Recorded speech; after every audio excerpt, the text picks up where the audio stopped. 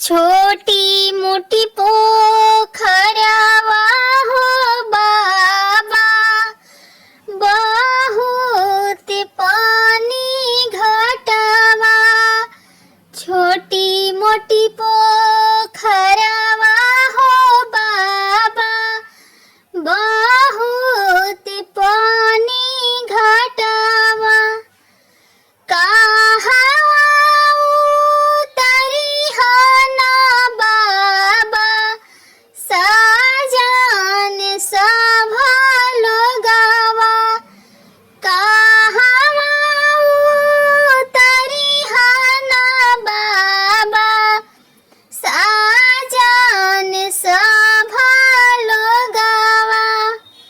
गाँव के पश्चिम हो बेटी, घनी फुलवरिया। गाँव के पश्चिम हो बेटी, घनी बगीचा। अरे वही जे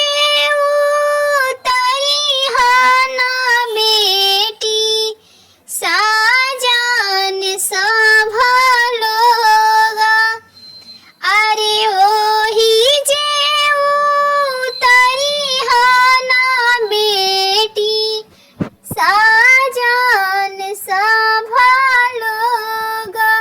जब हो कामना हो समाधि, मड़उआ चढ़ी बैठे। तब हो कामना ये समाधि, चौका चढ़ी बैठे।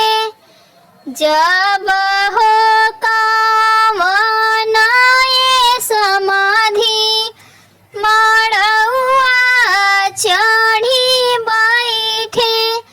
तब हो कामना ये समाधि, चौका चढ़ी बैठे। ढूरु कुला ढूरु हो बेटी, बैठे पापा जंघिया। ढूरु काता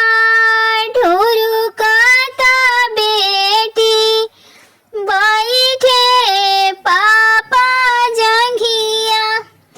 अरे कोमल करे जावा हो बेटी, काढ़ी तू लिहालू। अरे कोमल करे जावा हो बेटी, काढ़ी तू लिहालू। अरे काहे के जनमलू हो बेटी, करे जावा काढ़ी लिहालू। अरे काहे के जनमलू हो बेटी, करे जावा काढ़ी लिहालू। छोटी मोटी पोखरवा हो बाबा, बहुत पानी घटवा। छोटी मोटी